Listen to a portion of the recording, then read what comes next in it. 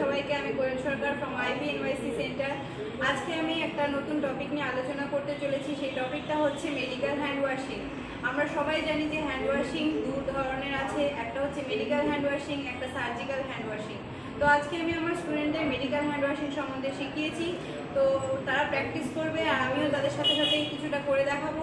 তো চলো দেখি যে মেডিকেল হ্যান্ড ওয়াশিং কী করে করতে হয় আর কীভাবে সব কিছু হয় স্টেপ বাই স্টেপ।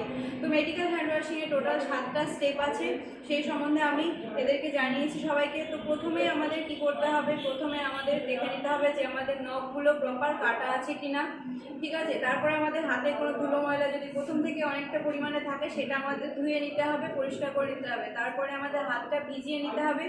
তারপর যে পরিমাণ সোপ কিংবা হ্যান্ড ওয়াশের প্রয়োজন সেই পরিমাণে আমরা হ্যান্ড ওয়াশ নিয়ে নেব। এরপরে আমাদের শুরু হবে স্টেপ। তো সবাই মিলে আমরা স্টেপগুলো করি। তো ফার্স্টেই আমাদের যে ফার্স্ট স্টেপ সেটা হচ্ছে পাম্প টু পাম্প। সেটা হচ্ছে এরকম, ঠিক আছে, pump two pump.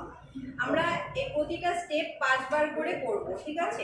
Pump two pump, তারপরে বলো ব্যাক টু পাম্প, এরকম করে ডান হাতের উপর বাঁ হাত, আবার বাঁ হাতের উপর ডান হাত। তারপরে 3 নম্বরটা হচ্ছে ইন্টারলেস ফিঙ্গার। সেটা হচ্ছে এরকম ভাবে করতে হবে 5 বার করে, ঠিক আছে, 5 বার করে করতে হবে ইন্টারলেস ফিঙ্গার। তারপরটা কি আছে বলো, তারপরে ইন্টারলক ফিঙ্গার আছে। এই যে ইন্টারলক ফিঙ্গার আমরা 5 বার করে করব।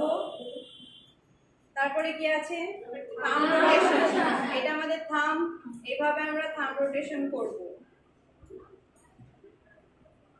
থাম্ব রোটেশনের পর টিপ অফ ফিঙ্গার, এই যে আঙুলের মাথা আমরা এভাবে তালুতে ঘষবো, এদিকে হাতের পাতায় ঘষলাম।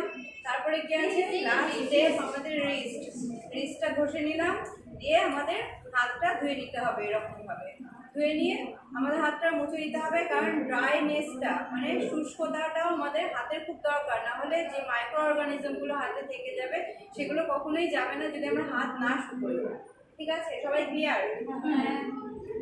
ঠিক আছে।